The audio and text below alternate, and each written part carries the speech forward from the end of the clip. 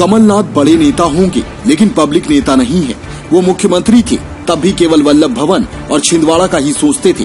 ये कहना है भाजपा के प्रदेश अध्यक्ष वीडी शर्मा का। बतौर प्रदेश अध्यक्ष पहली बार जबलपुर पहुंचे शर्मा ने चुनावी सरगर्मी पर कांग्रेस को आड़े हाथों लिया। जुबानी हमलों की शुरुआत प्रदेश के पूर्व मुख्यमंत्री कमलनाथ से हुई, जो दिग्विजय सिंह पर जाकर खत्म हुई। पूर्व मुख्यमंत्री कमलनाथ पर निशाना साधते हुए उन्होंने अपने अंदर छुपे दर्द को भी खुलकर बयां किया। भाजपा प्रदेश अध्यक्ष वीडी शर्मा ने बताया कि भाजपा सरकार ने बुंदेलखंड को ध्यान में रखकर पन्ना में एग्रीकल्चर कॉलेज बनाने की घोषणा की थी, लेकिन कमलनाथ वो भी उठाकर छिंदवाड़ा ले गए। क्या बुंदेलखंड की जनता को और यहाँ के किसानों को इसकी जरूरत नहीं थी?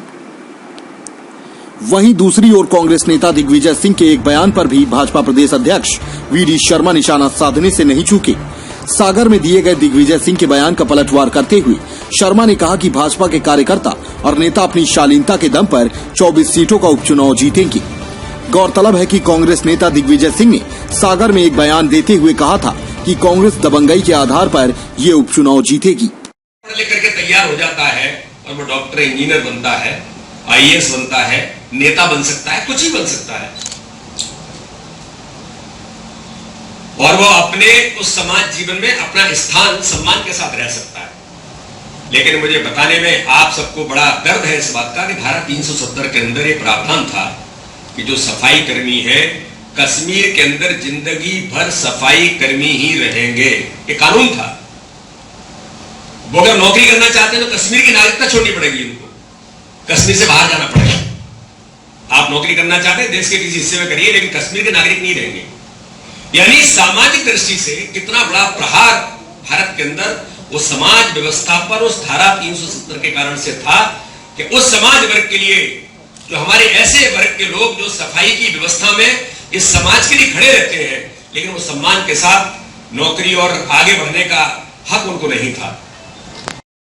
एक वर्ष के इतिहास में अगर मैं ये कहूं कि धारा 370 जिसके बारे में डॉक्टर श्यामा प्रसाद मुखर्जी ने अपना बलिदान इस बात के लिए किया था कि इस देश के अंदर धारा 370 नहीं चाहिए।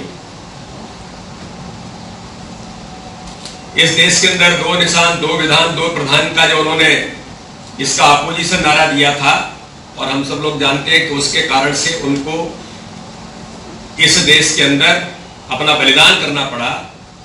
लेकिन गर्व हमको भारतीय जनता पार्टी के सभी कार्यकर्ताओं को और उस थॉट विचार के लोगों को है कि जिस बात के लिए धारा 370 हटाने के लिए उन्होंने बलिदान किया, उसको लेकर के भारतीय राजनीति में जनसंघ की स्थापना हुई और बाद में वो भारतीय जनता पार्टी बनी।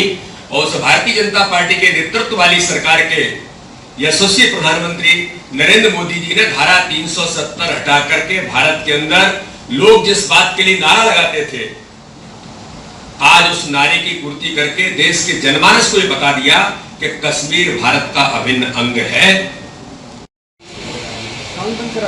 ये दूसरे कार्यकाल में माननीय मोदी जी के नेतृत्व में मोदी 2 सरकार जो जिसका 1 वर्ष अभी 30 तारीख को पूरा हुआ है, उस निमित्त आज ये पत्रकार वार्ता यहाँ पर आयोजित की गई है।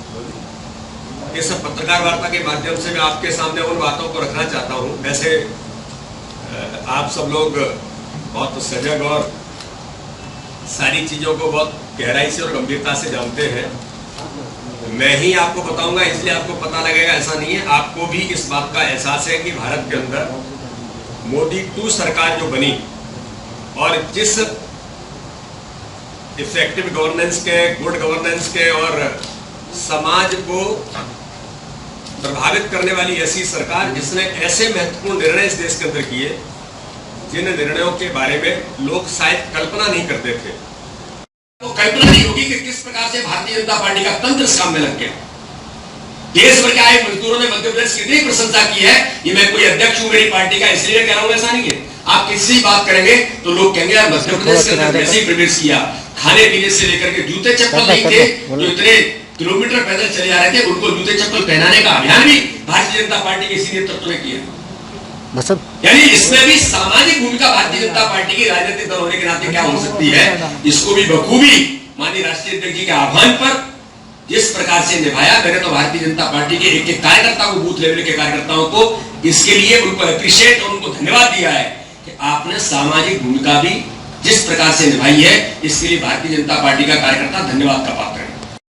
मध्य प्रदेश के अंदर प्रत्येक बूथ पर 100 घरों में संपर्क करने का काम 2-2 की टोली बनेगी। हमारे सभी नेतृत्व, सभी कार्यकर्ता 2-2 की टोली बना करके गांव-गांव में बूथ पर जाएंगे और 2-2 की टोली में ये प्रधानमंत्री का पत्र और अचीवमेंट्स हमारी सरकार के फोल्डर लेकर के और मध्य प्रदेश की सरकार की उपलब्धियों को लेकर हम जमीन पर जाने का काम करेंगे। अपने आसपास की हर छोटी बड़ी खबर देखने के लिए हमारे चैनल पुलिस ब्यूरोक्रेट्स न्यूज को बेल आइकन दबाकर सब्सक्राइब करें, जिससे आपको हर खबर समय से मिलती रहे। अधिक जानकारी के लिए हमसे संपर्क करें। हमारे कॉन्टैक्ट नंबर हैं 9039011886 एवं 9770229999।